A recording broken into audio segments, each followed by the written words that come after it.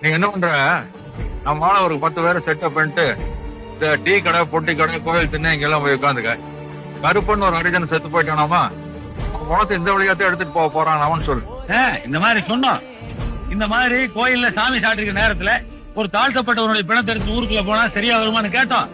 அதுக்கு அந்த அர்ஜுனங்க சொல்றாங்க, ஏன் எடுத்துட்டு போனா அந்த மேல் ஜாதி நாயை கிழிச்சிடுவாங்களா அப்படின்னு கேக்குறாங்க. நீ சொல்லணும். சும்மா இந்த நான் சொன்னதா சொல்லக்கூடாது, அவனுக்கு சொன்னதா சொல்லணும்.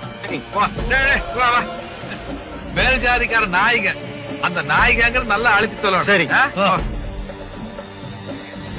இவன் போய் இப்படி சொல்றான்னா சாதி கலர் உண்டாயிருமா? மணியா, சாதியாவும் மதமாவும் நம்ம தனங்க பிரிஞ்சு கிடக்குற வரைக்கும் நம்மள மாதிரி அரசியல்வாதியை குதிரை ஏறிட்டே இருக்க வேண்டியது. அப்ப நம்ம மாதிரி ஆளுக்கு சந்தோஷமா இருக்கிறது இந்த சாதியிலே கண்டுபிடிச்சிருப்பான்னு நினைக்கிறேன். அப்ப இந்த ஜாதி கர்மாந்திர தொழிச்சோம்னா ஜனங்க நிம்மதியா இருப்பாங்க இருக்கா?